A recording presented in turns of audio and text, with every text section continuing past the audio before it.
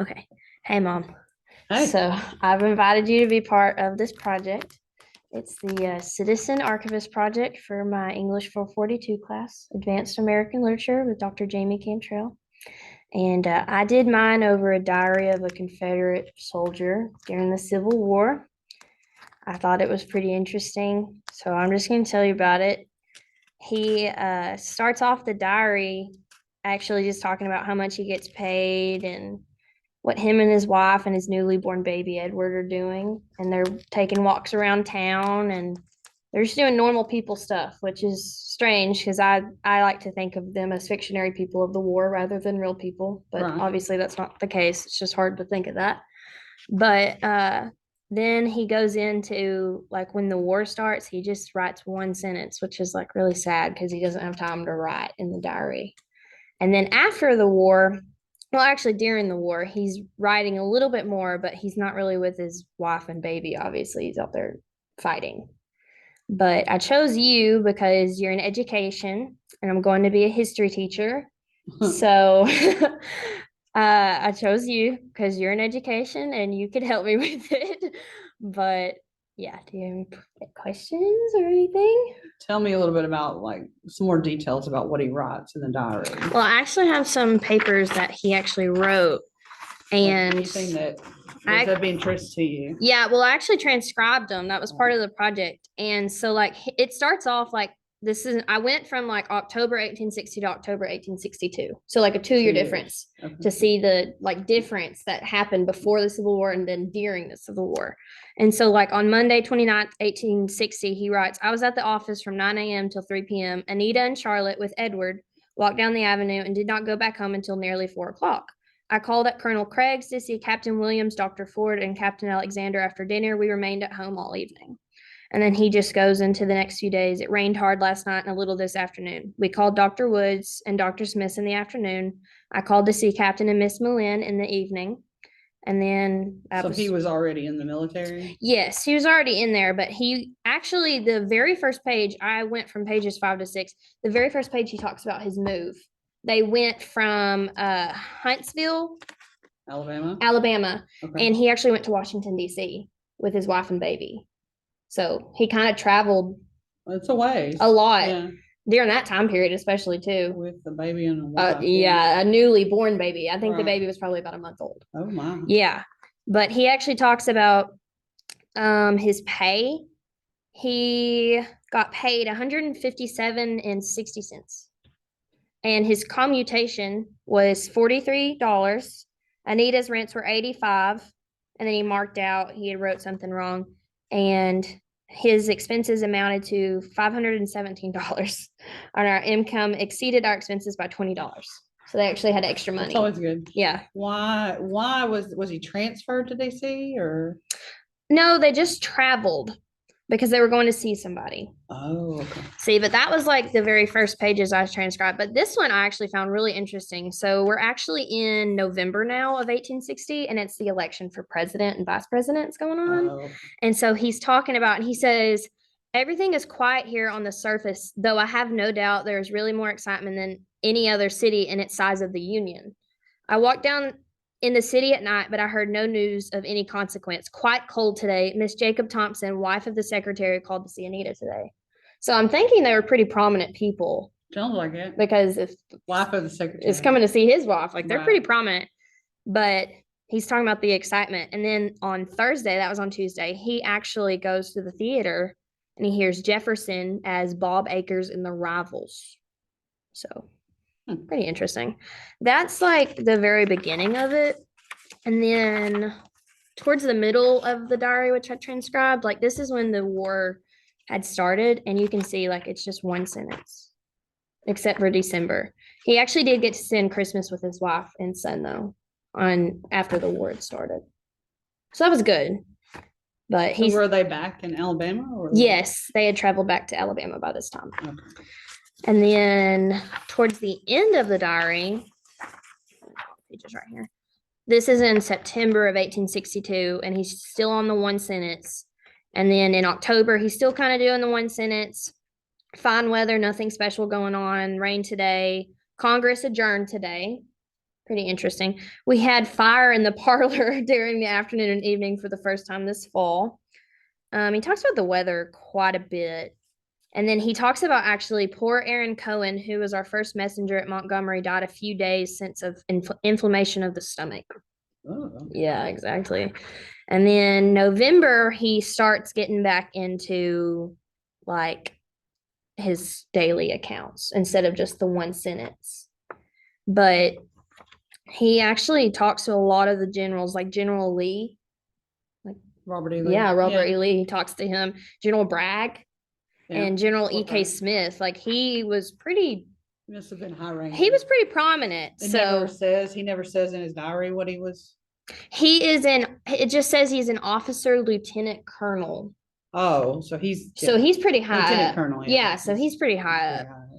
But I actually wrote in like my reflection essay, I said that like some of our family was in the Civil War. Obviously, I don't think they were that high up, No, but they were in there for sure. And then the last page I transcribed, he actually says, Anita and I went to church in the morning, but I had to leave to make room for some ladies. We dined at James Purcell's. Joe is still here. Miss Walker left here last Wednesday. She goes to Marietta, Georgia to remain with her mother. And the general goes to Trans Mississippi to report to General Holmes. So, but he doesn't give any details of anything going on in the war. No, he doesn't give any details about like what's happened in the war, like none of the battle strategies, nothing of that. He just talks about his daily accounts, which is why I found it interesting because like I like to think of them as like fictionary people, Right. like they didn't actually exist, but they actually Right. existed. So it's like weird to think about him just like walking around town with his baby. When I thought, he's just like a fictionary part, but yeah. So what were you supposed to get out of doing that? Just so we had to log on to the National Archive site, which is full of billions of data from America. And we actually got to talk to the ladies from the database. They came to our class and spoke to us. Okay. And so just the whole experience, like transcribing, being a part of, because there's a lot of people out there that like sit there and transcribe document after document Like on that. there. Yeah. And so like when I had already gone on there, the transcription was already on there, but I transcribed it myself because yeah. But we have to like tag and stuff like that. We had a special tag for our class. But I mean, I think it was pretty interesting for sure. I mean, it was especially interesting, like just reading that and just being like, he took walks like a normal person. Like I take, I go to the gym and walk. So like Right. he was doing the same thing. The money obviously is also The money is interesting. interesting. Yeah, the I don't know if he was economics. meaning by like a month or I think so because he like talks a lot about like his pay was $203 and it kept going up as the years progressed. right. If he was a lieutenant colonel. Yeah, well, it obviously like it went up like, but I'm saying like even with the time period, it went up. What was his name? Officer Lieutenant Colonel John Withers, and his wife's name was Anita, and his baby's name was Edward. So I don't know. It ended on a very positive note. The diary did, but they never found anything else, I guess, from him. So I'd like to see what else happened to them because I don't know if he died in the war or Right. like I don't know what happened to him. So, but part of this is the transcribing part, right? Yes. That is part of when you talk to the National Archive people, they are doing these things so that it will be in forever where people will have these absolutely historical documents Yeah. and be able to know this history. Yes. And well, so that's probably a big part of this. Oh project. yeah. Well, and they actually are redoing their website right now. So they're actually like they said they're having to move billions of data just from one site to another. So luckily I got on there before it did that, but yeah. But yeah, it's like especially for me being a history teacher, like that's great. Like that's a great source to have. And I'd like to keep this diary. Maybe get other parts transcribed. Did he say anything else about the election in there? Because wasn't that when Lincoln was being elected? Yeah, he was on the Confederate side. Yeah, I know. But he went to DC. But he doesn't say anything. That's the only thing he says, and then he just goes about his daily business. He just goes back to rain nearly all day, mild, and he's always at the office. from like 8 a.m. to like 4 p.m. He writes about that a lot. And he's always at the office. So he's kind of doing So that. he must be at a military camp or like Yeah, a base. I'm actually like, I wonder if he wasn't actually like out on the field fighting, if he was behind the scenes. Well, yeah, Yeah. probably. That's what I'm thinking. But I don't He know. was probably part of the planning and projecting and Yeah. of where it would, where the troops Yeah. would be going and stuff like that. Well, and like if he's talking to General Lee, obviously involved. he was pretty high up. He's pretty prominent in there. But yeah, you got any more questions?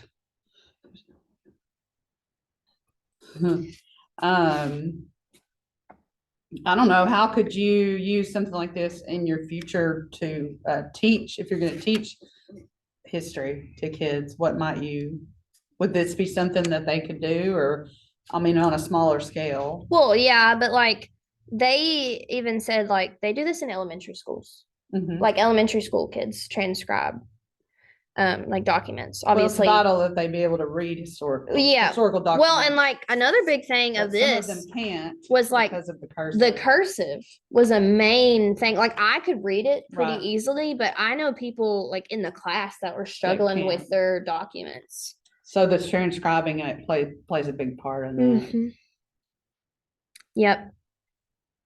Oh, he did say something about Lincoln. Enough returns have been received to satisfy everyone that Lincoln is elected president. And then he says, beautiful day. Cool. It's cool outside. So, Huh. yeah. So he wasn't like a hardcore. I don't think he was like a Confederate. staunch Yeah. Republican. Well, not at that time. No, not at that time. It wasn't a Republican, but I don't think he would have fit in with that crowd today. But yeah, he seemed pretty moderate Yeah. reading the diary. I mean, he's not like just being on there and he's like, hate the Union, hate them, hate them. But Right. yeah, he's like, whatever. So, okay. Well, thanks. You're welcome.